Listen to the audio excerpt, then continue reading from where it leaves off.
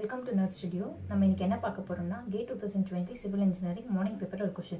கொடுத்திருக்க question என்னன்னா a road in a hilly terrain is to be laid at a gradient of 4.5%. A horizontal curve of radius 100 meter is laid at a location of this road. Gradient need to be eased due to combination of curved horizontal and vertical profile of the road. As per IRC, the compensated gradient in percentage round off to 1 decimal place is dash ன்னு கேட்டிருக்காங்க. First கொடுத்திருக்க data என்னன்னு பார்த்தோம்னா ஒரு hilly terrain இருக்கு. அங்க ஒரு road போகுதுன்னு வெச்சுக்கலாம். இதோட gradient வந்து 4.5%. Horizontal curved radius 100 meter. Compensated gradient எவ்வளோன்னு கேட்டிருக்காங்க. ஓகேங்களா? ஃபர்ஸ்ட் gradient என்ன பார்ப்போம். ஒரு vertical profile. நம்ம நார்மலா ரோட்ல இப்படி டிராவல் பண்ணிட்டே இருக்கோம்னு வெச்சுக்கோங்க. நம்ம கார் இப்படி இருக்குன்னா போயிட்டே இருக்கும்.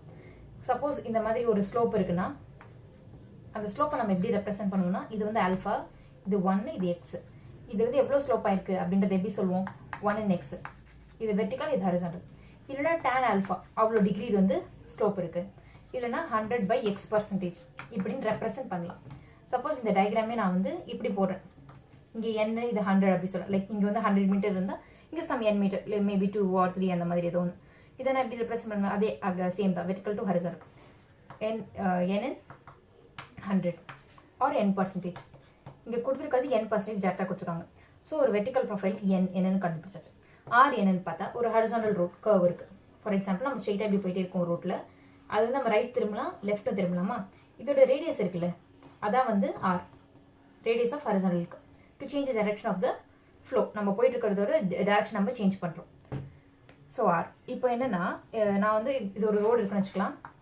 இது வந்து ஒரு வண்டியில போயிட்டு இருக்கோம்னா முன்னாடி 2 வீல் இருக்கு, பின்னாடி இந்த மாதிரி. இதுல வந்து ஒரு ஸ்பீட்ல போயிட்டு இருக்கோம் v.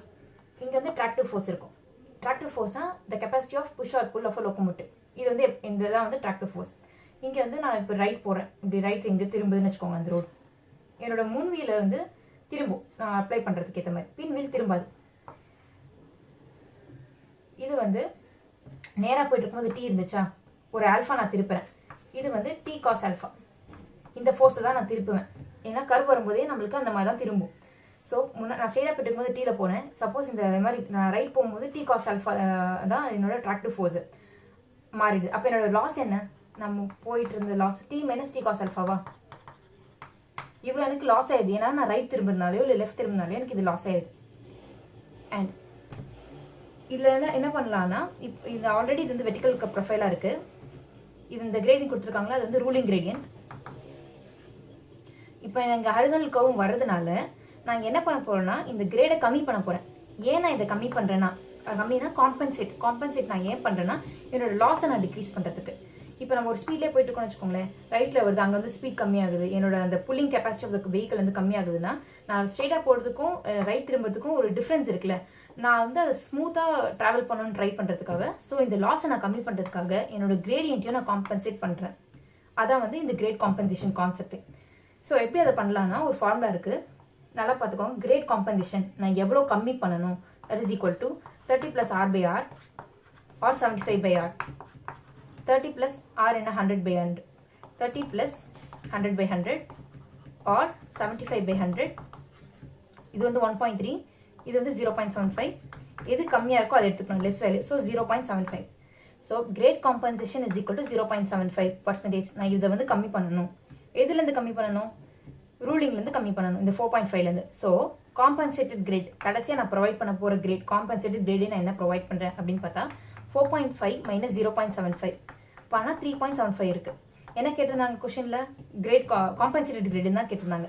ஸோ இது எழுதலாமா? இது எழுதக்கூடாது. ஏன்னா இது வந்து less than 4%.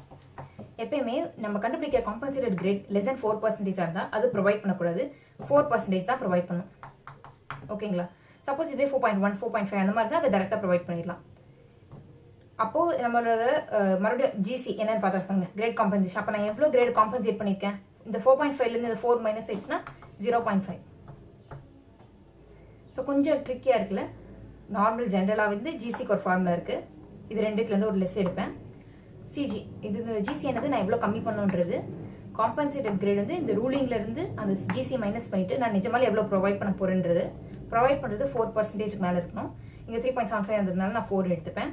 ஸோ நான் 4 ப்ரொவைட் பண்ணுறேன். அப்போ நான் ரியலாகவே என்ன எவ்வளோ காம்பன்சேட் பண்ணியிருக்கேன்? இந்த 4.5லேருந்து இந்த 4 மைனஸ் பண்ணால் 0.5 இதான் வந்து கிரேட் காம்பன்சேஷன். ஆக்சுவலாக இந்த கொஸ்டின் என்ன கேட்டிருந்தாங்கன்னா காம்பன்சேட்டட் கிரேட் மட்டும் தான் கேட்டாங்க. ஸோ இது வரைக்குமே கூட ஸ்டாப் பண்ணிக்கலாம். 4% தான் இதோட ஆன்சர். தேங்க்யூ.